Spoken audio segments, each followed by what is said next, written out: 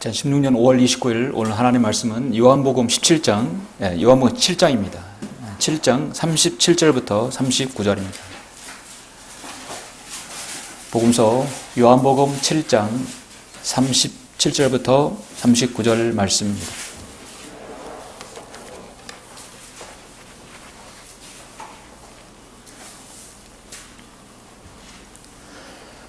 봉독해 올리겠습니다.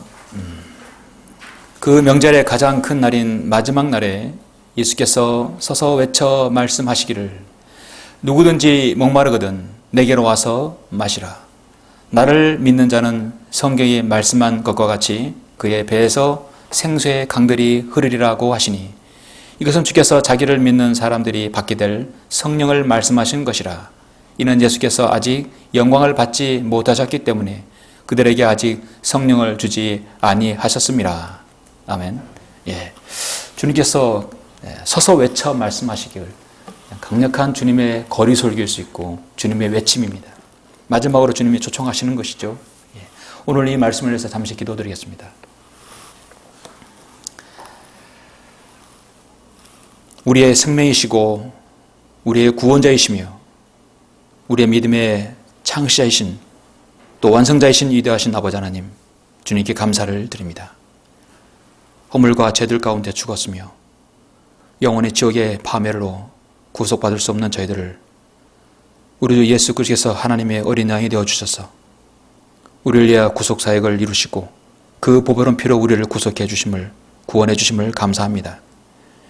이제 우리 모두 하나님의 자녀가 되었고 이 땅에서 가장 가치 있고 의미 있는 삶을 살 수 있게 해주시며 주님께서 다시 이 땅에 오실 때 우린 저 새 짤로 끌어올라가서 주님과 어린 양의 혼인잔치에 참여하며 다시금 이 땅에 내려와서 주님과 통치하며 천년을 누리게 될 것입니다.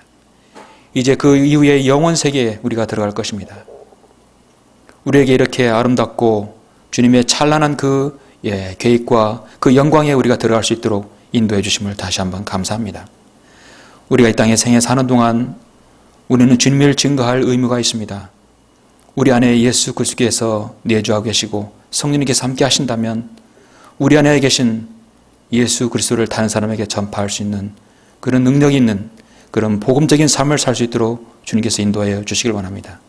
여기 있는 모든 지체들이 먼저 자신 안에 예수 그리스도를 누리고 또 참 평안을 얻는 삶을 살 수 있도록 주님께서 인도해 주십시오. 주님께서 오늘 말씀하신 설교의 한 부분을 저는 설교하고자 합니다.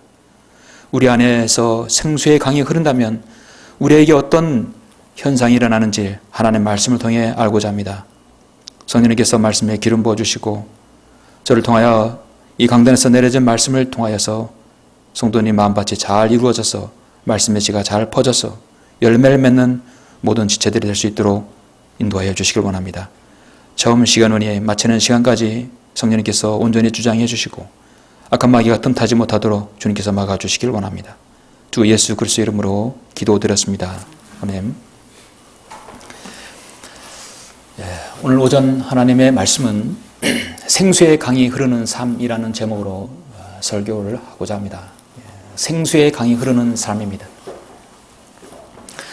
자, 이제 봄날이 가고 여름이 왔습니다. 사람들은 이제 휴일날이 되면 무더위를 식히려고 산으로, 강으로, 바다로 떠나는 계절입니다. 이렇게 여름이 다가오면 우리는 물이 더 귀하게 되죠. 물의 필요성, 귀중함을 알게 됩니다. 인간은 물이 없으면 살 수가 없습니다. 하나님께서 흙으로 빚어 아담과 이브를 만드실 때 여러분 흙을 빚으려면 반드시 물이 필요하겠죠. 물이 있어야만 흙을 빚을 수 있죠. 흙은 인간의 인체에 있어서 약 60%의 비율을 차지한다고 합니다. 물은 인체의 60%를 차지합니다. 물은 인체에 너무도 필요한 존재입니다. 먼저 물이 있어야만이 우리 인간의 체온을 유지하고 조절할 수 있습니다. 모든 세포 대사를 돕고 장기를 우리를 보호할 수 있는 것입니다. 장기간의 사이의 빈 공간을 물로 채우게 되는 것이죠. 모든 영양소를 공급하고 또 배출하는 기능을 합니다. 그래서 인간에게 물이 없다면, 수분이 없다면 죽게 되는 것입니다. 사람이 어머니 뱃속에서 나올 때 그 뱃속이 양수 아닙니까? 양수에서 나온 것이죠. 물은 곧 생명의 근원이시고 원천이신 하나님께서 가장 귀하게 여기는 도구입니다. 사랑의 도구이며 또 한편으로는 물 때문에 사람이 죽는 경우 있어요. 하나님께서 물을 심판의 도구로 삼으시는 경우 있습니다. 창세기 6장에 보시면 물로 세상을 심판하였죠. 인간은 늘 물을 찾고 그 물을 차지하기 위해서 전쟁을 벌입니다. 우리나라 삼국시대에도 한강을 먼저 차지하기 위해서 항상 전쟁을 벌였죠. 중국은 양쯔강, 이투는 나일강, 또 바빌론은 유프라데스강, 그리고 세계의 중심지 이스라엘은 항상 요단강. 그래서 요단강을 어떻게 차지하는 것인가? 인류의 역사는 항상 강과 연관되어 있습니다.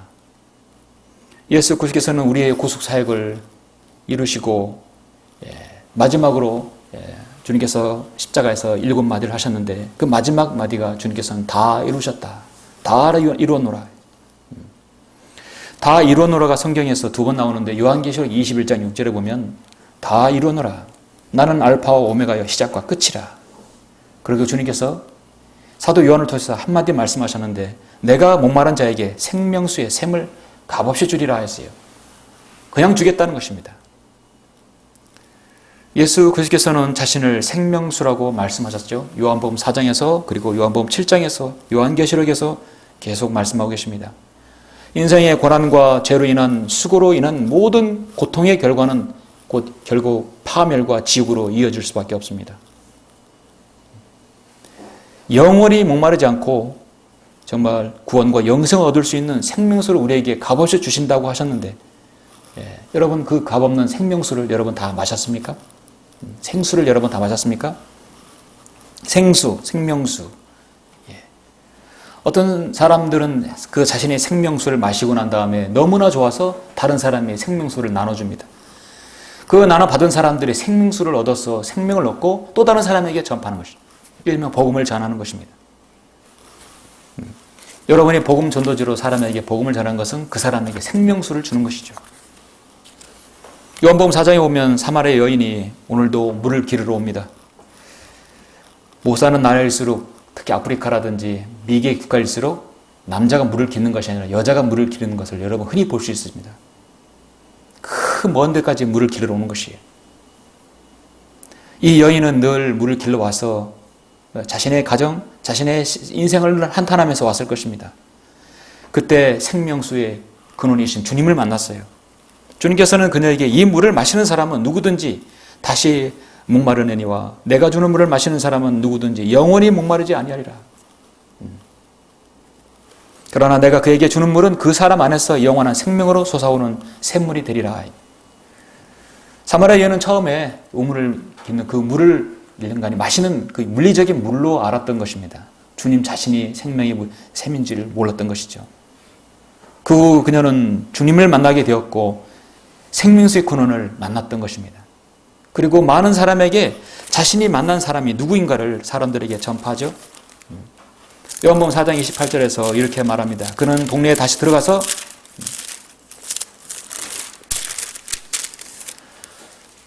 그러자 그 여인이 물동이를 버려두고 그 성읍으로 들어가서 사람들에게 말하기를 와서 내가 행한 모든 일들을 나에게 말한 그 사람을 보라. 그분이 그리스도가 아닌가 라고 하니 그때 사람들이 성읍에서 나와 주께로 오더라. 동네에 들어가서 그분이 그리스도가 아닌가.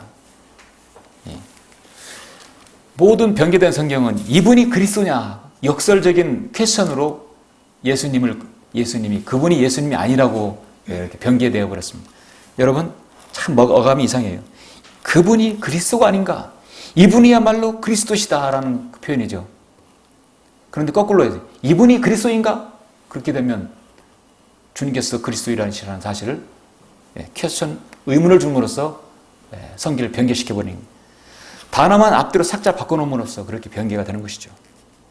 사람들은 주께 나와서 이분이 그리스도시구나 했을 때 그 사람들이 마지막 간증인 42절에 보면 사람들이 그 여인에게 말하기를 우리가 믿는 것은 이제 내 말 때문이 아니라 우리 자신이 들어서 이분이 참으로 그리스도 곧 세상의 구주이심을 알았기 때문이라. 야, 이제 너 말이 아니라 우리가 체험했고 내 안에 생명수의 샘을 마셨기 때문에 이분이 참으로 그리스도시라는 것을 그들은 시인했던 것입니다. 누구든지 자신 안에 생명수를 마시게 되면 증거가 있게 되죠.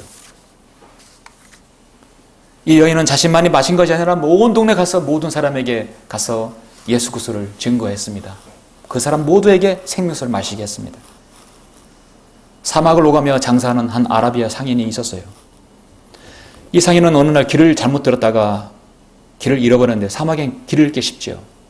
그런데 불행 중 다행으로 한 오아시스를 만났습니다. 알고 보니까 그 길은 사막을 가로지르는 지름길뿐만 아니라 그곳에는 오아시스가 있었고 거기에는 큰 야자수 아름드리 나무가 한 그루 있었어요. 너무도 좋았습니다. 지름길뿐만 아니라 그곳에 쉴 수 있고 물을 얻을 수 있는 곳이었어요. 그런데 이는 가만히 생각해 보니까 이런 좋은 곳을 사람들에게 알리고 싶지 않은 거예요. 자기만 그냥 누리고 싶고 그곳에 가서 쉬고 싶은 거죠. 그 이후로 상인은 혼자서만 자기가 그 사막을 갈 때만 그 지름길로 가서 그 오아시스에서 쉬고 그늘에 쉬고 갔던 것입니다. 하루는 문득 불안한 생각이 들었어요.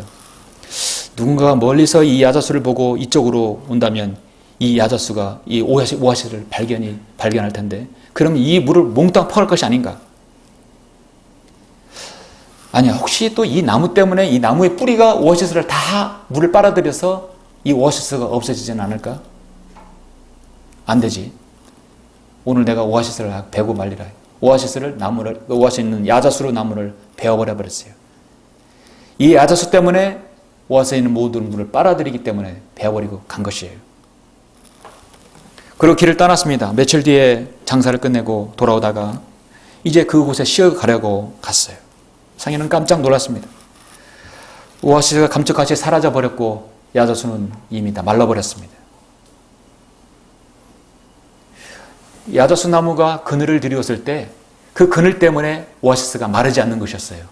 그 대신에 야자수는 물의 근원을 통해서 뿌리를 해서 양분을 받아서 계속 자랐던 것입니다. 얼마나 정확합니까?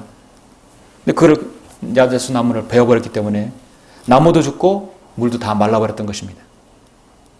자기만을 위해서 자기만의 탐욕을 위해서 사는 사람은 반드시 언젠간 그의 대가가 나오게 되어 있습니다. 오늘 주일은 주님께서 공생에 사역하시면서 가장 위대한 거리 설교의 한 장면을 여러분이 보고 있습니다. 자신이 영원한 샘물이며 생명수라는 사실을 강력하게 선포하시는 것인데 유독 그것은 제한적인 율법에 사로잡힌 이스라엘 백성에게만 해당하는 것이 아니라 모든 사람에게 포괄적으로 무제한적으로 주님께서 초청하시는 장면입니다.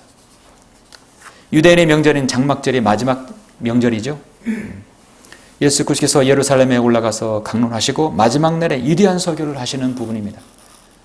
주님께서는 이 시간 이후에 장차 자신의 죽음과 부활과 그 이후에 있는 일들을 정연하게 설교하셨고 성령님의 사역에서도 앞으로 되어질 일들을 포괄적으로 설교하시고 계십니다. 아직까지는 오늘 본 말씀대로 성령님께서 아직 그들에게 임하지 않았어요. 그래서 주님께서는 37절, 38절에서 무제한적인 초청을 하고 계십니다. 자, 여러분, 누구든지 목마르거든 내게로 와서 마시라. 주님께서 서서 외쳐 말씀하시기라는 것은 이것은 주님의 정말 완벽한 거리 설교인 것입니다. 나를 믿는 자는 성령이 말씀하는 것 같이 그의 배에서 생수의 강이 흐르리라. 모든 설교자는 누구든지라는 말을 쓰죠. 제한적인 것이 아닙니다. 이토록 위대하신 말씀을 한 사람이 이 땅에 21세기 동안 없었습니다. 작가도 마호메도 공자도 맹자도 없었어요. 그 누구도 위대한 선포를 한 사람이 없었습니다. 나는 길이요 진리요 생명이라. 나로 말미암지 않고는 아버지께로 올 사람이 아무도 없느니라. 어떤 술주정뱅이든지 이 말을 못하게 하셨어요. 어떤 세상의 사이비도 이런 말을 못했습니다. 마태복음 11장에서는 다른 말씀으로 주님께서 무제한적인 초청을 하고 계십니다. 이미 11장 같은 경우는 이스라엘 백성들이 이미 마음에서 떠났어요. 호산나 주님의 이름을 오시는 분은 왕이시라고 찬양했던 그들이 서서히 마음에 돌아섰을 때 주님께서는 다시금 유대인이나 이방인 가리지 않고 무제한적인 초청을 하고 계시죠. 수고하고 무거운 짐진 자들아 다 내게로 오라. 다 내게로 오라. 누구든지죠. 그러면 내가 너에게 쉼을 주리라.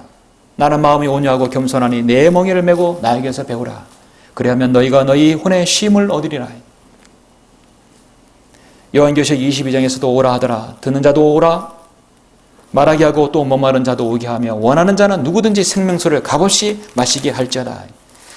이렇게 신약성경에서 여러 번 주님의 무제한적인 초청을 하고 계신데요. 이거에 앞선 예표를 주님께서 잠언에서 말씀하고 있는데 여러분 그 잠언 8장을 한번 보시겠습니다. 여러분께서 그 누구에게도 예수 그리스도의 복음을 무제한적으로 제한 없이 여러분 초청할 때 뭐 여러 부분이 있지만 오늘 본문도 있고 이 잠언 8장을 잘 여러분 이렇게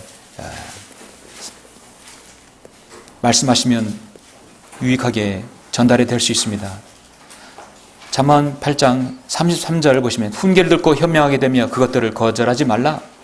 내게 들면 날마다 나의 문들에서 지켜보고 나의 문설주들에서 기다리는 자는 복이 있나니 이는 나를 만나는 자마다 생명을 얻고 주의 은총을 받을 것입니다. 나를 만나는 자마다 생명을 얻고 주의 은총을 받을 것입니다. 우리가 주님께 기도할 때도 만나야 되고 여러분이 하나님 말씀을 들을 때도 만나야 되고 만나야 합니다. 그래서 응답해 주시고 여러분이 조명을 주십니다. 8장 17절을 보시면 나를 사랑하는 자들을 내가 사랑하나니 주님은 거절하지 않으신다는 것입니다. 일찍 나를 찾는 자들은 나를 만나리라. 여러분은 주님 말씀을 사모하고 여러분 주님 말씀을 정말 갈급했기 때문에 이 진리를 알게 되었죠. 아무런 신앙의 반응이 없는 사람이 어떻게 바른 진리의 말씀을 알 수 있겠습니까? 이것은 아닌데 좀 더 밝고 명쾌한 말씀이 없을까? 여러분 그렇게 찾았기 때문에 주님을 만난 것이었어요. 나를 사랑하는 자들은 내가 사랑한다고 말씀하고 있습니다. 일찍 나를 찾는 자들은 나를 만나리라 했어요. 주님께서는 위대한 만찬을 준비하신 주인처럼 인자와 자비로 이 땅에 있는 모든 사람을 초청하시는 분이십니다. 여러분, 우리 이 땅에서의 수명이 가장 긴 것 중에 하나가 생명체 중에, 물론 학이라든지 동물, 거북이도 오래 살지만 이 식물들은, 나무는 참으로 오래 삽니다. 수명이 수백 년에 이릅니다. 지금도 문화재에서 보호하고 있는 그런 나무들도 있어요. 거의 500년 이상 된 나무도 있습니다. 오동나무는 1000년이 지나도 향을 잃지 않는다고 그래요. 오래 사는 나무들이 있습니다. 거의 1000년이 지나도 계속 사는 나무들이 있어요. 레바논의 백향목들은 적어도 몇백 년까지 계속 살 수 있는 것입니다. 그렇게 수명이 길 수 있는 이유는 그 물의 순환체계 때문에, 그 뿌리가 물을 빨아들여서 그것을 염색체 이렇게 작용을 해서 이파리까지 모든 부분에 영양분을 공급하는 것이죠. 물의 순환체계는 모든 것의 생명을 오래 가게 합니다. 인간의 건강과 장수에는 반드시 인간의 순환체계, 물을 잘 먹어야 되겠죠. 좋은 물은 깨끗하고 불순물은 없는 물이고 미네랄이 많고, 그 다음에 그 안에 용존 산소율이 많은 것이 좋은 물이라 할 수 있죠. 그래서 있는 사람들은 좋은 물을 먹기에 바쁩니다. 좋은 물을 먹어야 건강하다는 건 상식이죠. 그런데 이 세상은 지금 갈수록 오염되어 있어서 좋은 물을 먹기가 힘듭니다. 그래서 정수기를 사용하고 좋은 물을 퍼다 먹습니다. 제가 드리는 말씀은 성경에는 없지만 성경적 근거로 말씀드리면, 럭키 피터러 목사님도 조직 신앙에서 그렇게 말한 적이 있습니다. 인간은 아담의 죄로 인해서 몸의 순환체계가 분명히 바뀌었을 것이다. 아담과 이브가 죄를 지었을 때는 그의 몸의 순환체계는 분명히 물의 순환체계였을 것이다. 영원히 살도록 지어졌어요. 죄가 없고 무균 상태였습니다. 그런데 하나님께서 금지한 열매를 먹음으로써, 그거는 포도나무 열매였죠. 먹음으로써 인간의 순환체계는 피로 바뀌었고, 그 피는 죄의 피가 이어지게 되었던 것입니다. 그래서 신명기 32장의 11절 14절의 근거로 보면, 이스라엘 백성들이 하나님 앞에서 바로 섰을 때는 그들이 너는 소포도의 순수한 피를 마셨도다 말씀하고 있는 것입니다. 32장 14절에서 소의 버터와 양의 젖과 어린 양들의 기름과 바산에서 기르는 순양들과 염소들과 기름진 미랄로 먹이 있었으며 또 너는 포도의 순수한 피를 마셨도다. 32장 5절에 그들은 자신들을 변절시켰으며 그들의 흠은 그의 자손들의 흠이 아니니라. 그들은 패역하고 삐뚤어진 세대로다. 하나님 앞에 거역한 민족들은 그렇게 주님께서 치부해 버리십니다. 그러나 하나님께서 이스라엘 백성을 저 이태에서 끌어내시고 그들을 구출해내시고 가나안 땅으로 인도하신 여정은 참으로 독수리가 새끼를 보호하듯이 옮기셨어요. 하나님께서 그들을 먹이실 때는 포도의 순수한 피로 먹이셨지만 그들의 피는 오염됐습니다. 여러분, 이 땅을, 이 지면을 가장 오염시키는 물질이 뭐냐면 어떤 환경 호르몬, 어떤 폐기물이 아니라 인간의 피입니다. 인간의 피는 모든 생물을 다 죽여버리고 인간의 피는 모든 것을 다 오염시켜버립니다. 이 땅에 여러분, 인간의 피가 언제 쏟아집니까? 바로 전쟁이죠. 지금 이 지구상은 땅은 너무나 오염되어 있습니다. 바로 죄로 인한 피로, 그 피로 오염되어 있었어요.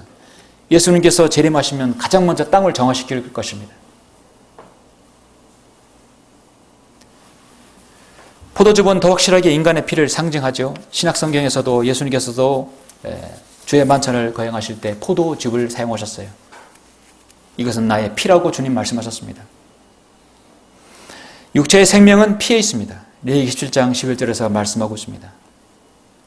아담과 이브는 물의 순환체계에서 영원히 살 수 있었지만 죄를 지음으로써 피의 순환체계로 바뀌며 죄의 피가 흐르게 되었고 우리 모든 인류는 그 죄성을 가지게 되어서 우리의 피는 부모로부터 물려받은 DNA를 물려받았고 그 죄의 성도 물려받았던 것입니다.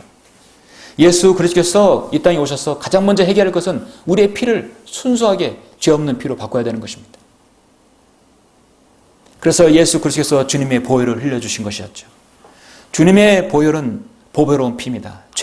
죄성이 전혀 없는 주님의 보혈입니다.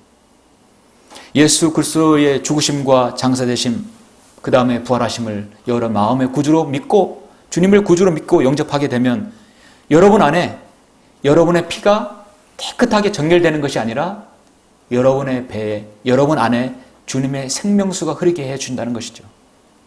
우리의 몸이 주님의 몸과 같이 변모되어서 우리의 물과 피를 다 쏟아오셔서 주님의 부활하신 몸으로 변모되는 것은 이제 잠시 후면, 얼마 후면 그날이 올 것입니다. 그날 우리가 휴거되어서 셋째는 올라갈 때 그 순간이 될 것입니다. 그러기 전까지는 우리 안에서 생명수의 강이, 생수의 강이 흐르는 삶을 살아야 되는 것이죠. 빌립보 3장 21절에서 그가 만물을 자신에게 복종시키는 그의 능력의 역사로 인하여 우리의 천한 몸을 그분의 영광스러운 몸같이 변모시키리라 분명히 약속해 주셨습니다. 대환란 때 하나님께서 이스라엘 백성뿐만 아니라 이 세상을 심판하시는 도구가 바로 물을 피로 바꾸는 것이에요. 모세가 이태에서 내린 10가지 재앙은 이제 대환란 때 그대로 나타날 것입니다. 계시록 8장 7절에 보면 첫째 천사가 나팔을 부니 피가 섞인 우박과 불이 따르더라 했습니다. 8절에서 둘째 천사가 나팔을 부니 거대한 산이 불에 타서 바다로 던져지는 것 같더니 바다의 3분의 1이 피가 되더라. 자, 물이 피가 되는 것입니다. 셋째 천사가 자기 호위병을 강들과 물의 원천대로 쏟으니 그것들이 피가 되더라. 그 피는 하나님의 심판의 도구인 것입니다. 그러나 천년왕국 때는 주님께서 그 모든 것을 다 다시 생명수의 강으로 주님께서 변모시켜 주신다고 약속하셨죠. 천년왕국이 끝난 다음에 요한계시록 22장 1절을 보면 또 그가 나에게 하나님과 어린 양의 보좌에서 흘러오는 수정처럼 맑은 생명수의 정결한 강을 보여주더라 했습니다. 우리 주님께서 계신 곳에서는 항상 생명수가 흐르게 되어 있죠. 그 도성의 거리 한가운데 그 강의 양편에는 생명나무가 있어 12가시를 맺으며 달마다 과실을 내더라. 그리고 그 나무의 잎사귀들은 민족들을 치유하기 위한 것이더라 했습니다. 참으로 오묘하고 귀한 진리의 말씀입니다. 오늘 주님께서는 여러분에게 누구든지 목마르거든 내게로 와서 마시라. 나를 믿는 자는 성경이 말씀하시는 것과 같이 그 배에서 생수의 강이 흐르리라 했습니다. 성경이 말씀하시는 것, 과연 성경에서 어디를 말씀하시는 걸까요? 하나님께서 생수에 관해서, 생명수에 관해서는 예레미야라든지 이사야라든지 여러 번 말씀하셨는데 특히 이사야 58장에 보면은 그때 내가 부르면 주가 응답할 것이요 내가 부르짖으면 주가 내가 여기 있노라 말하리라. 그러면 너는 물된 동산과 칠 것이며 물이 끊이지 않는 샘물 같으리라 말씀하고 있습니다. 우리의 찬한 몸이 생명수의 강이 흐른다. 생수의 강이 흐른다는 것은 성경에서는 그의 배에서 생수의 강이 흐르리라 말씀하고 있습니다. 생수의 강은 눈에 보이지는 않습니다. 그러나 예수 그리스도를 여러분 안에 소유하고 계시고 성령님께서 내주하고 계시면 그 안에는 생명수의 강이 여러분 안에 흐른다는 것입니다. 세상에 이런 말씀은 없어요. 우리는 잠시 이 진리를 소유한 사람들로서 여러분 안에 생수의 강, 생명수의 강이 흐르게 되는 삶을 산다면 어떠한 삶을 살 수 있는 것인지 잠시 저는 여러분에게 두 가지를 여러분에게 말씀드리고자 합니다. 생수의 강이 흐르는 삶은 첫 번째는 먼저 물의 원리를 보면 수평을 이루는 즉시 낮은 데로 흐른다는 것입니다. 이 말은 다른 말로 어떤 일에도 다툼이 없는 화평이 있게 하고 화평 이후에 여러분에게 겸손한 삶을 주신다는 것이죠. 로마서 12장 16절에 보면 서로 같은 생각을 품고 높은 것들을 생각하지 말며 낮은 데 처한 사람들 같이 하고 스스로 지혜 있는 체 하지 말라. 낮은 데 처한 사람 같이 하라. 여러분 잠시 빌립보서 2장을 한번 보시죠. 여러분 빌립보서 2장을 보시면 2장 1절로 3절입니다. 그러므로 그리스도 안에 어떤 격려나 사랑의 이루나 성령의 교제나 인정이나 자비가 있다면 같은 생각이 되어 같은 사랑을 가지고 하나 되고 한 생각이 되어 너희는 나의 기쁨을 이루라. 어떤 일도 다툼이나 허영을 따라서 하지 말고 오직 생각의 겸손함으로 남을 자신들보다 존중하라. 그렇죠? 다툼이나 허영을 따라서 하지 말라는 얘기는 우리 안에 주님을 섬기는 것이 평화가 있어야 된다는 것입니다. 그리스도인의 가장 특징적인 삶은 평화와 화평입니다. 마음이 화평합니다. 여러분, 우리가 마음의 화평과 평안이 있다는 것은 죄의 문제에서 자유롭다는 것이죠. 그렇죠? 여러분이 씻을 수 없는 죄, 여러분이 해결하지 못한 죄가 있습니까? 주님 앞에 나오면 주님의 보혈에 근거해서 다 용서해 준다고 약속해 주셨습니다. 여러분이 기도하는 순간 주님 만나면 그 순간 여러분 죄로부터 자유로워진다는 것이죠. 요즘에 얼마나 많은 이단 분파들이 자신의 죄를 해결하지 못해서 인간을 의지하고 교주를 의지합니까? 데살로니가후서 3장 16절에 보면 화평의 주께서 친히 너희에게 항상 모든 일에 화평을 주시기를 원하노라 했습니다. 하나님께서 여러분에게 화평을 주시기를 원하시는데 우리가 죄 가운데 빠져서 헤어나오지 못한다면 안 되겠죠. 하나님께서는 우리가 교회 안에서도 성도 간의 삶에 있어서도 내가 먼저 겸손함으로 섬기라고 말씀하고 있습니다. 어제 결혼식장 갔다 와서 평택에 이 홍수명자님 가정에서 잠시 차를 마셨습니다. 다 내려다 보니까 논이 다 계단식으로 계단으로 되어 있어요. 그렇죠? 평평한 논도 있지만 산비탈부터 내려오는 계단이 있어요. 그럼 여러분 물을 어디서부터 내야 합니까? 뭐 농사 안 져도 그건 상식이죠. 물을 아래서부터 됩니까? 아니죠. 위에서부터 되면 흘러 넘쳐서 아래로 계속 흐르게 되는 것이죠. 물은 위에서 아래로 흐르게 되어 있습니다. 잔잔하게 넘치면 평화로우면 그 다음에 넘치면 그대로 아래로 내려가게 있어요. 내 안에 마음과 평안과 화평이 있어야만이 내가 겸손이 생기는 것이죠. 요즘 대선 주자들이 앞으로 대통령 되겠다는 사람들이 흔히 나와서 사자성어를 한 개 구절을 읊죠. 어떤 사자성어가 자신에게 해당한다는 것이. 요즘 말이 읊는 것이 상선 약수란 말을 많이 쓰더라고요. 상선약수. 최고의 선은 물과 같다. 그 말은 곧 가장 높은 그 경지는 물과 같다는 것인데 그들이 무슨 의미로 물 같다는 것은 몰라도 아마도 겸손하게 국민을 섬기고 국민을 어려운 것을 잘 긁어줘서 민생을 해결하는 그런 의미겠죠. 그들은 행동은 그 반대에도 좋은 말을 씁니다. 모두 다 사실 성경에서 나온 것들이에요. 요한복음 13장 1절을 보시면 주님께서 얼마나 자신의 제자들을 섬기고 사랑하셨는지를 알 수 있습니다. 여러분 잠시 요한복음 13장 1절을 보시면 유월절 전에 예수께서 이 세상에서 떠나 아버지께로 가야 할 때가 된 것을 아시고 주님께서 십자가에 죽으실 날이 멀지 않았어요. 세상에 있는 자기 사람들을 사랑하실 때 그들을 끝까지 사랑하시니라. 저녁 식사가 끝나자 마귀가 이미 시몬의 아들 유다 이스카리ot의 마음속에 주를 배반할 생각을 넣은지라. 예수께서는 아버지께서 모든 것을 자기 손안에 주신 것과 자기가 하나님으로부터 왔다가 하나님께로 가는 것을 아시고 저녁 식탁에서 일어나셔 옷을 벗어 한쪽에 놓고 수건을 가지고 허리에 두르시더라. 대야에 물을 부으신 후 제자들이 발을 씻어 주시며 또 허리에 두른 수건으로 닦아주시기 시작하고, 제자들 일일이 다 이렇게 한 사람 한 사람 발을 닦아주셨다는 것입니다. 식탁에서 일어나셔서 웃옷을 벗었다는 얘기는 주님께서 자신의 이치를 모두 다 내려놓으셨다는 얘기죠. 수건을 가지고 허리에 두르셨습니다. 섬김의 시작은 자신이 가지고 있는 것부터 시작할 수 있습니다. 자신이 무엇을 금전적인 것이라든지 뭐 어떤 것 다른 것을 도와주는 게 아니라 자신이 전 형편에서 성도를 섬기는 것이죠.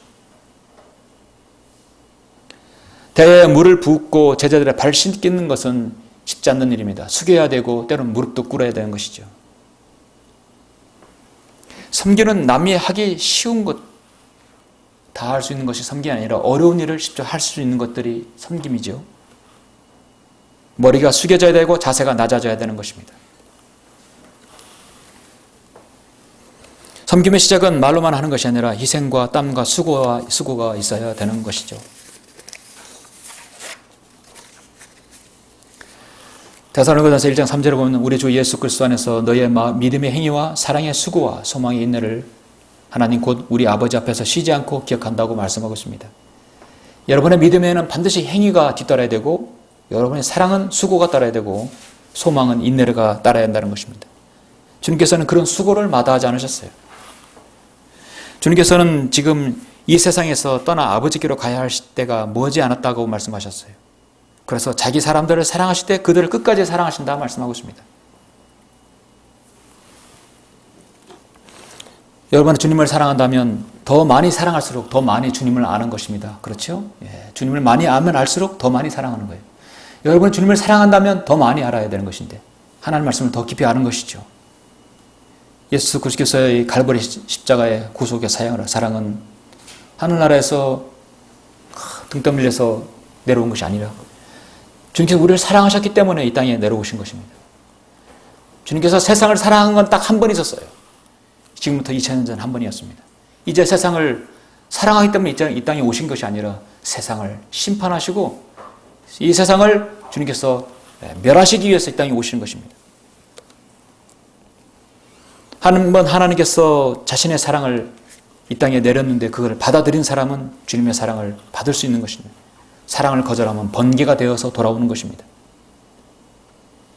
여러분이 섬김으로써 서로의 교제가 있다고 한다면 어느덧 나 자신도 말문이 열리게 되고 서로 간의 대화에 있어서 남을 자신보다 존중하는 대화가 될 수 있는 것입니다. 대화 중에도 내가 먼저 제 대화를 주도하고 선점하겠다는 것이 아니라 성도의 마음, 생각들을, 말들을 존중하는 자세. 점으로 그것이 섬김의 자세이죠. 내 안에 생수의 강이 흐른다면 넘쳐 흐른다면 곧 그것은 평화가 넘치면 그 아래 겸손으로 계속 물은 낮아져야 된다는 것입니다. 으뜸이 되길 좋아하고 남의 말을 잘 듣지를 않는 그런 사람들은 계속해서 하나님께서 계속 축복해 주지 않더라고요. 대화에서 늘 선점을 차지하는 사람은 오래가지 못합니다. 생수의 강이 흐르는 성도의 삶은 두 번째로 그 어디에도 물을 채울 수 있다는 것입니다. 그리고 다른 사람에게 도움을 줄 수 있는 삶, 다른 성도를 세워줄 수 있는 성도가 되는 것이죠. 이 땅에 있는 모든 사람들은 그 어떤 삶을 살든 풍족하고 만족감 있는 삶을 살지 못합니다. 여러분, 세상에 있는 죄인들은 어떻습니까? 돈과 명예와 권력들, 자기 만족 끝이 없죠. 눈은 보는 것으로 만족하지 못하고 귀는 듣는 것으로 채워지지 않는다겠습니다. 세상에 있는 모든 욕심은요, 마치 소금물을 들이키는 것 같습니다. 당장 목말라서 마시지만 소금물이에요. 마시면 잠시 후에 또 갈증이 나는 것입니다. 세상에 있는 모든 것은 다 소금물입니다. 참 만족이 없어요. 사마리아 여인도 만족감이 없이 살아왔습니다. 유대인들에게 세금을 걷던 삭개오도 만족감이 없이 살았어요. 세리마태도 만족감이 없이 살았습니다. 그 누구도 만족감이 없이 살았습니다. 아무리 많은 고기를 잡아도 만족감이 없이 살았던 베드로도 주님을 만나지 않았습니까? 만족감 없는 여러분의 생애에서 주님을 만났을 때 여러분 만족감을 느끼시죠? 왜냐하면 여러분 안에 생수가 흐르기 때문입니다. 그런 성도는 다른 성도에게 만족감을 주고 세워줄 수 있습니다. 고린도전서 14장 3절에 보면 그러나 예언을 하는 사람은 사람들에게 말하며 세워주고 권면하고 이루하느니라. 이 예언이라는 것이 당장 우리 앞에 어떤 일이 일어나는 이런 근시안적 예언이 아니라 성경에 있는 예언의 말씀을 아는 성도이죠. 그러니까 말씀의 진리를 구별하는 성도입니다. 제가 조금 전에 빌립보서 2장 3절까지 말씀드렸는데 4절을 보시면 각자 자기 일만 돌보지 말고 남의 일도 돌아보라 했죠. 누가 여러 번 남의 일을 돌보는 성도가 되겠습니까? 내 코가 석자인데 어떻게 다른 사람을 돌볼 수 있겠습니까? 다른 사람을 돌볼 수 있는 성도는 성숙한 성도입니다. 그 성도는 자기 안에서 평화가 넘치고 겸손히 물이 흐르듯이 채울 수 있는 성도입니다. 고린도전 13장에서 사랑은 자신의 유익만을 추구하지 않는다고 말씀하고 있어요. 다른 사람을 세워준다는 것을 말씀드렸듯이 물리적인 것, 경제적인 것, 다른 어떤 것이 아니라 자신이 처한 상황에서의 최선을 다하는 것입니다. 말씀드렸듯이 물은 낮은 대로 흐르게 되어 있어요. 저는 그 물에 관련해서 참으로 그 부분을 참 좋아합니다. 그 물의 원리가 참 중요하다는 것이죠. 물은 어떤 모형이라든지 변형이 가능합니다. 물이 얼어버리면 고체는 딱딱해서 그 어디든 딱 맞지 않으면 들어갈 수 없어요. 근데 이 물은 이렇게 원형인 컵에도 들어갈 수 있고 삼각형 입구가 작은 물병에도 들어가고 넓은 대야도 들어가고 어떤 모양으로 다 그 변형이 가능합니다. 찌그러진 그릇에도 곳곳이 다 물이 다 새며 들어가는 것이죠. 그 어떤 그릇은 변화무쌍한 그릇이라도 구석구석 채울 수 있는 것이 물입니다. 성도가 다른 사람의 입장에 서서 다른 성도의 입장에 서서 산다면 그 성도의 입장에서 같이 울어주고 같이 웃어줄 수 있는 것이 진정한 성도이죠. 그 성도가 바로 그 성도가 배에 생수가 흐르고 생명수가 흐르는 성도인 것입니다. 너희가 행하고 있는 것처럼 서로 위로하고 서로를 세워주라. 데살로니가 전서 5장 11절에서 성도들에게 말하고 있습니다. 그래서 우리의 교제는 정말 물과 같은 교제가 되는 것이죠. 로마서 12장 15절에 보면 즐거워하는 자들과 함께 즐거워하고 우는 자들과 함께 울라고 말씀하겠습니다. 주님께서는 사역 중에 마르다와 마리아의 집에 가서 나사로가 이미 장사 지나서 무덤에 들어갔었지만 그들을 위로하고 주님께서는 함께 눈물을 흘려주셨습니다. 그리고 주님께서는 나가셔서 죽은 지 3일 된 나사로의 시체를 보고 나사로야 나오너라 해서 살리지 않았습니까? 주님께서는 살리러 가셨지만 우셨습니다. 우리 인간의 연약함과 나약함과 진정한 연민과 사랑을 주시기 위해서 주님께서는 우셨어요. 에베소서 4장 66절에 보면 그로부터 온몸이 각 부분의 분량 안에서 효과적인 역사를 따라 각 마디를 통하여 공급을 받아 알맞게 결합되고 체격이 형성되어 몸을 성장시키며 사랑 안에서 몸 자체를 세워나가느니라. 우리는 지난주에 말씀드렸듯이 그리스도의 몸 안에 든 성도입니다. 서로의 각자의 지체가 각자의 역할을 담당합니다.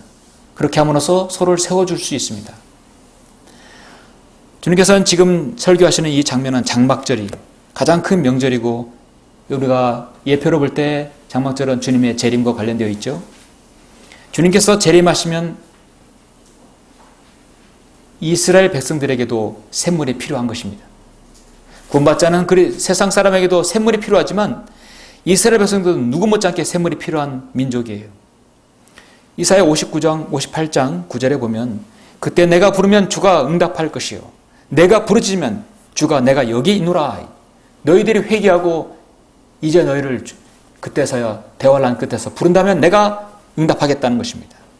만일 내가 내 가운데서 멍에와 손가락질과 헛된 말을 지어버리고 만일 내 혼을 굶주린 자에게 주어 괴로워하는 혼을 만족해 하면 내 빛이 어둠컴컴한 곳에서 솟아나서 내 어두움의 정오같이 되리라. 또 주는 너를 계속 인도하여 가뭄에서도 내 혼을 만족해 하며 내 뼈를 살찌게 하리니 그러면 너는 물된 동산 같을 것이며 물이 끊이지 않는 샘물 같으리라 하시. 이스라엘 백성을 주님께서 회복해 주시겠다는 약속입니다. 주님의 재림 때 가능하겠죠. 구원받지 못한 이 세상 죄인에게도 샘물이 필요한 반면 주님을 거절하고 주님을 외면한 이스라엘 백성 그들에게도 샘물은 필요합니다. 사랑하는 성도 여러분, 보통 물은 한번 마시면 잠시는 갈증은 해결되나 그 이후에는 또 다시 목마릅니다. 또 다시 물을 먹어야 되는 것이죠. 우리는 물을 계속 마셔야 삽니다. 그러나 여러분 안에는 생명수가 들어가게 되면 우리는 영생을 얻는 것이죠. 다시 갈증나지 않는다는 것은 다시금 세상에서 이 하나님의 말씀보다 더 귀하게 여기는 것들이 없다는 것입니다. 그럼 우리가 그리스도인이 구원받고 난 다음에 세상에 완전히 빠져서 하나님 말씀을 등한시하고 하나님 말씀을 경시하고 예배에 등한시하며 주님 말씀을 따르기를 원치 않는다는 것은 다시 세상 것에 무엇인가 갈증을 느낀다는 것입니다. 그럴 때마다 다시 한번 갈보리 십자가에 그 앞에 나와야 합니다. 그 십자가에서 주님의 샘물을 다시 한번 공급받아야 합니다. 자신의 구원을 확인해야 할 것이죠. 예수 그리스도 안에서 자신 안에 생명수의 샘이 넘쳐 흐르는 성도는 앞으로도 영원히 목마르지 않는다는 것은 주님께서 여러분을 부르실 그날까지는 그 어떤 것도 부러운 것, 그 어떤 것도 부족한 것이 없다는 것이죠. 계속해서 여러분의 만족감을 주시는 것입니다. 한번 성도가 되면 영원한 성도가 되는 것이죠. 그리고 이 땅에서 여러분의 수고와 희생, 여러분 주님을 섬기며 사랑하고 고난당한 그 모든 것들은 주님께서 다 보상해 주실 것이라고 말씀하고 있습니다. 보상해 주실 때도 주님께서는 생수로 말씀하고 있어요. 요한계시록 7장 17절에 보면 이는 그 보좌 가운데 계신 어린 양이 그들을 먹이시고 생수의 샘들로 인도하신다. 우리가 주님께 마지막으로 이르러 갈 때도 우리가 생수의 샘들로 인도받는다고 말씀하고 있는 것이 하나님께서 그들의 눈에서 모든 눈물을 씻어 주실 것이며 주시기 때문이라. 여러분을 생수의 샘들로 인도하셔서 그 눈에서 우리의 모든 이 땅에서의 눈물을 주님께서 씻어주시고 닦아주실 것이라 말씀하고 있습니다. 여러분 안에 생명수의 샘수의 샘이 생수의 강이 흘러넘칩니까? 그렇다면 첫 번째 여러분의 마음에 평안이 있고 겸손하게 주님을 섬기며 그 누구도 여러분 다른 사람을 세워줄 수 있습니다. 결론적으로 성경에서 구원받지 못한 사람은 생명수를 받을 수 없는 깨진 물통이라고 성경은 말씀하고 있습니다. 예레미야에서 특징적으로 말씀하는 것은 깨진 물통을 여러 번 말씀했는데 그건 이스라엘 백성을 말씀하는 거죠.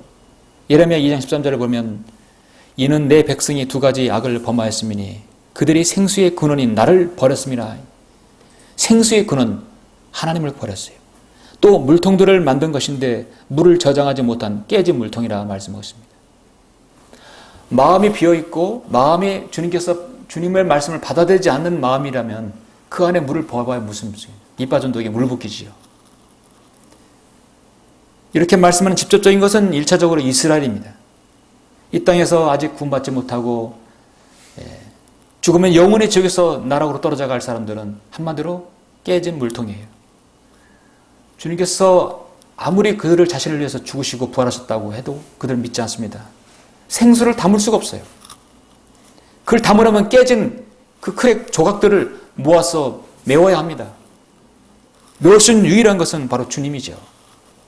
자신이 죄인임을 알고 마음이 녹아져서 주님을 구주로 영접했을 때 비로소 하나님의 영 성령님께서 그 안에 들어오셔서 그의 영과 혼을 완전히 그의 육체와 혼을 분리시키시고 혼을 구원해 주십니다. 영을 살리시고 혼을 구원해 주시는 것이죠.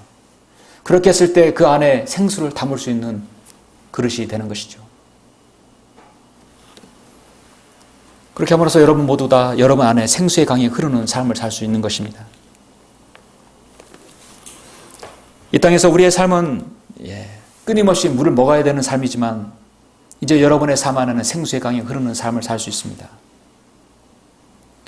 주님께서 여러분을 부르실 그날까지 여러분의 몸과 여러분의 혼, 여러분의 영이 잘 보존되어서 우리 몸이 온전히 주님 같은 몸이 변모될 때까지 생수의 강이 여러분 안에서 늘 넘쳐 흐르시는 삶이 되시길 간절히 바랍니다. 기도하시겠습니다. 존귀하시고 위대하신 아버지 하나님 감사를 드립니다. 우리가 이 땅에서 나약한 육신의 몸을 입고 있는 동안 우리는 주님을 의지할 수밖에 없고 하나님의 보호를 받을 수밖에 없습니다. 끊임없이 먹고 마셔야만이 살 수 있습니다. 그러나 주님께서는 우리의 생명의 빵이시고 우리의 생수가 되어 주십니다. 우리의 영적 양식이 되어 주시고 우리의 갈급한 모든 것들을 다 해결할 수 있는 생명수이십니다. 여러분 우리 모든 성도님들이 이 땅에서 그 어떤 것 부러운 것이 없습니다. 오직 주님 말씀만 갈급하고 하나님 말씀만으로 만족하고 평안한 삶을 살 수 있습니다. 우리가 이런 가치 있는 삶을 살 수 있도록 인도해 주심을 다시 한번 감사합니다. 앞으로 주님께서 오실 그날까지 우리 자신이 생명수의 강이 흐르는 넘쳐 흐르는 그런 풍성한 삶 살 수 있도록 주님께서 인도하여 주시옵소서.